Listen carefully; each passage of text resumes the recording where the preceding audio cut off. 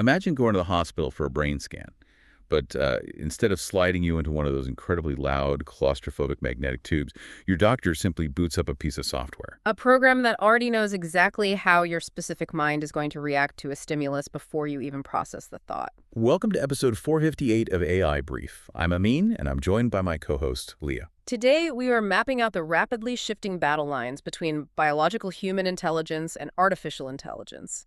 We are analyzing exactly how the biggest technology companies are placing their strategic bets on the future of cognition and what that means for the devices you use every day. We have three massive updates for you. First, Meta has developed a synthetic brain model that is actually outperforming real, physical human MRI scans. Okay. Second, Apple is executing a brilliant strategic pivot by radically opening up Siri to rival AI assistants. And finally, Wikipedia has initiated a definitive platform-wide ban on AI-generated articles. Our mission for you today is to figure out where human cognition ends and algorithmic simulation begins. Let's start with this attempt to map the brain. I saw that Meta just open-sourced a new model called Tribe V2. They did, and the scale is massive. It was trained on over 1,000 hours of brain data collected from more than 700 individuals. But I have to admit, I am a little confused by the premise. How does a piece of software replace a physical brain scan? I mean, doesn't an fMRI measure actual physical blood flow in your head? It does, but that physical measurement is exactly the problem researchers have been fighting for decades. Functional magnetic resonance imaging is notoriously vulnerable to physical noise. Wait, what kind of noise? You mean like the sound of the machine? No, biological noise. If you are in the scanner and you breathe a little heavily, or if your heart rate fluctuates, or even if you make a micro movement, the data becomes entirely clouded. Oh, wow. So just being human ruins the scan. Exactly. Tribe V2 bypasses that physical noise completely. Because it absorbed the data from those 700 individuals, it can simulate perfectly clean, population-level brain activity. So it's not looking at your specific messy blood flow at all. It is predicting how a human brain should react based on pure mathematical patterns. Right. It predicts exactly how human neurons fire across vision, hearing, and language centers, scaling up to map an astonishing 70,000 distinct brain regions. Is this basically what AlphaFold did for structural biology? Taking the painstaking physical process of mapping protein structures and compressing it into a pure mathematics problem that a processor can solve in seconds. That is the perfect analogy. Tribe V2 is doing exactly that for neurology. It is compressing months of claustrophobic, incredibly expensive scanning into seconds of pure compute. And they just gave this away. They didn't just publish a research paper. They open-sourced the code, the live demo, and the model weights. The weights are essentially the core mathematical parameters that make the AI actually function. So anyone can use this now. Any researcher globally can run virtual brain experiments without needing to rent million-dollar imaging equipment. The research team actually replicated decades of foundational neuroscience findings entirely in software. They correctly pinpointed the exact brain regions responsible for processing faces and speech without conducting a single new physical scan. That is a staggering leap in capability, but it raises a massive question for me. Which is? If we can simulate the human brain perfectly in software without all that physical noise, do we even need biological testing for neuroscience anymore? We do, but its purpose fundamentally changes. Physical testing will become a verification layer rather than the primary engine of discovery. So you run the simulation first, figure out the weird anomalies, and only scan real people to check your math. Exactly. By simulating baseline responses in software, you can run millions of permutations of an experiment virtually, isolate the most statistically significant anomalies, and then only use physical fMRI machines to verify those specific edge cases. It transitions neuroscience from a slow data collection problem into a massive data processing opportunity. While Meta is trying to map the biological brain in a lab, Apple is taking the exact opposite approach. They are building an operating system that acts as an external brain you carry in your pocket. With the upcoming iOS 27 update, Apple is changing how you will interact with artificial intelligence entirely. They are allowing users to navigate into an extension setting and pick their preferred AI model to handle their queries. We know ChatGPT secured an exclusive integration deal with Apple back in 2024, but utilization was minimal, and that exclusivity is ending. Apple is preparing to introduce a massive Siri AI overhaul powered by Google's Gemini at its WWDC event in early June. But the real question is why they're opening the gates to competitors instead of just building the ultimate Apple AI Are themselves. they just completely skipping the model war? They are completely skipping it. Building a frontier AI model costs billions of dollars in compute power and research.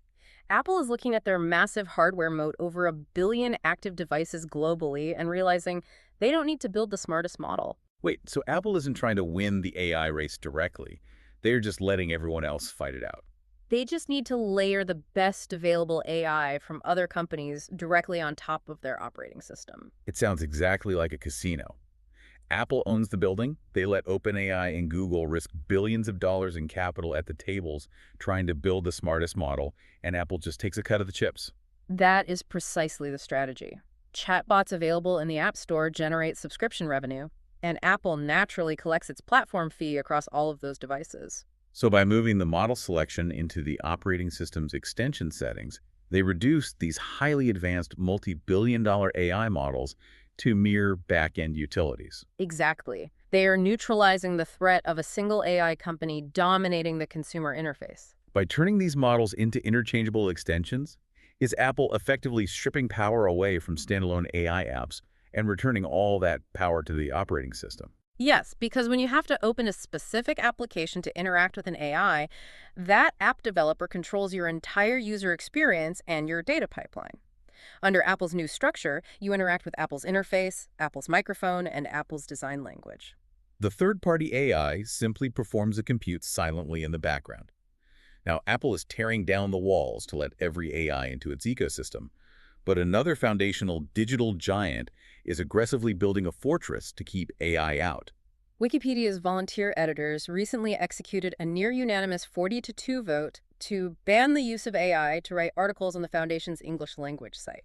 The author of this policy explicitly categorized the move as a pushback against the degradation of data quality online. I think the word used was actually enshittification. The mechanics of this ban are highly specific, and they reveal a lot about how we value human knowledge. The policy strictly prohibits writing or rewriting entire articles using large language models. So no fully synthetic articles at all. Are they banning AI tools completely for the editors? No, editors are still permitted to utilize AI for targeted grammar fixes and direct translations, provided there is mandatory human review. Stack Overflow and the German version of Wikipedia have enacted very similar restrictions. And the Spanish version went even further. The Spanish version of Wikipedia has implemented a total ban on the use of AI, even for minor editing purposes. The broader context here is what makes this so fascinating. The volume of AI-generated text published online reportedly surpassed human-generated text output for the first time in 2025. You have the internet's most used digital knowledge base building a purely human wall. This directly contrasts with initiatives like Elon Musk's Grokopedia, which is attempting to build an entirely AI-created knowledge repository. With synthetic text vastly outscaling human text online, is Wikipedia successfully holding the line here, or are they just trying to hold back the ocean with a bucket? They are actually attempting to preserve the integrity of the data Ouroboros. AI models require pristine, human-verified data to learn. You have to remember that large language models rely on probabilistic token prediction. Which simply means the AI is using math to guess the most likely next word in the sentence, right? Exactly. If Wikipedia allows AI-generated text to flood its database, future models will end up training on the mathematically predicted outputs of previous models. And that creates a feedback loop leading to a structural collapse in factual accuracy. Wikipedia relies on deterministic human consensus. By locking AI out, they are inadvertently preserving one of the last remaining clean training datasets on the internet. I think we need to slow down for a second and take a very deliberate look at what is actually landing on your devices right now. We are stepping back from these massive institutional clashes. We really are seeing a distinct shift in the landscape today. It is much less about massive theoretical foundation models. It is becoming entirely about rapid, specialized deployment in the real world. Let's look at Google. They recently embedded Gemini 3.1 Flash Live directly into their search function and the Gemini Live interface. This model is engineered specifically for low-latency voice interactions. So it allows for conversations that are twice as long, with significantly faster response times. More importantly, it features dynamic tone adjustments based on the real-time context of your voice. completely eliminating those awkward, robotic pauses we are used to hearing. Mistral is pushing that exact same audio boundary with Voxtral TPS. They built an incredibly lightweight text-to-speech engine that can clone a speaker's voice across 9 different languages. And it only requires a 3-second audio clip to do it. How are they cloning a voice so accurately in 3 seconds without massive computing power? Instead of forcing a computer to analyze a massive, heavy audio file, Voxtral extracts the core acoustic signature. It finds the mathematical fingerprint of the voice's pitch and cadence and instantly maps that fingerprint onto their pre-trained language models. It is incredibly efficient, and Cohere is tackling the other side of that equation with a project called Transcribe. It is a completely free, open-source speech recognition model that just captured the #1 position on the accuracy leaderboards across 14 different languages. The deployments are moving well beyond just processing speech, too. Suno launched version 5.5 of their AI music generator, bringing voice cloning, custom model tuning, and personalized style learning directly to their pro-tier subscribers.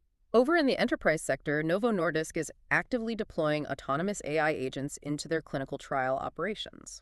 And these aren't just chatbots, are they? No, they are systems handling multi-step logistics to trim drug approval timelines and cut down reliance on external contractors. On the flip side of commercial deployment, OpenAI just indefinitely shelved its planned erotic chatbot mode following intense pushback from their own internal staff and investors. The common thread connecting all of these rapid deployments is physical world utility. These tools are no longer contained to a chat window. A system like Gemini 3.1 Flash Live interpreting tonal shifts, or Novo Nordisk's agents executing multi-step clinical logistics, represents a massive leap in how we command software. I am noticing a very clear pattern here. What stands out to you? The entire industry is aggressively shifting away from static text prompts and moving deeply into fluid, real-time audio interaction and autonomous delegation. Are we witnessing the final days of the traditional text box prompt? The text box prompt is an inherently high-friction bottleneck. It forces you to translate your human intent into a highly specific syntax that a machine can parse. Voice interfaces and autonomous agents remove that translation layer entirely. So you stop programming the machine and you start conversing with it. When an AI can hear the hesitation in your voice and adjust its response, or when it can manage a clinical trial schedule without constant human supervision, the text box simply becomes an archaic input method. That transition away from the text box brings us directly to the tools you could integrate into your own workday right now. If you look closely at the trending applications, you can categorize them to understand exactly how they might change your workflow. Let's look at the audio and voice tools first. You have Suno version 5.5 for generating highly personalized AI music tracks. You have Gemini 3.1 Flash Live, providing developers with the low latency needed to build conversational agents. And you have Voxtral TTS from Mistral, serving as the foundation for building multilingual voice agents with that instant cloning capability. But the second category represents a massive structural shift for the average worker. We are looking at workplace and delegation agents. There is a tool called Littlebird, operating as an AI assistant engineer to already possess your specific work context. You don't have to repeatedly explain your organizational structure or project history to it. Another platform, Ven, allows you to safely delegate actual, real-world tasks to AI agents while operating within strict, predefined safety guardrails. Then you have Agent Place, which is a builder application that lets you create specialized, distinct AI teammates for different operational workflows. Finally, for data management, a tool called Lightning Rod is gaining serious traction for its ability to rapidly process messy, real-world data and structure it into clean training data sets. Looking at this landscape, it feels like there are two completely different philosophies at play here. How do you mean? Well, you have the creators, like Suno and Voxtral, which are designed to generate entirely new media. Then you have the delegators, like Ven and Agent Place, which are designed to execute existing, repetitive tasks. Which of these two categories is going to fundamentally change the average person's workday first? The delegators will command the immediate shift in the workday, without question. Creator tools expand the boundary of what is possible for you to produce, but delegation tools operate on the principle of time arbitrage. Time arbitrage simply means buying back your own time by having software handle the friction. Exactly. If you hand off routine data wrangling or logistical scheduling to platforms like Ven or Agent Place, you instantly reclaim hours of your day. The economic incentive to adopt these tools is tied directly to efficiency.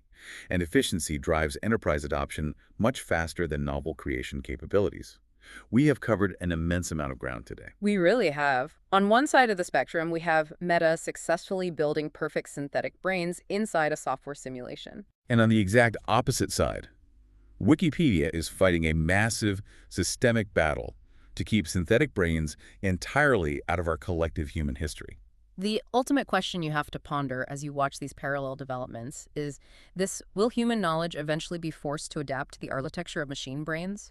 Or will the machines ultimately be forced to adapt to our human boundaries? Please take a moment to follow the show on your preferred platform and share this specific deep dive with a friend who is fascinated by the future of intelligence. See you in the next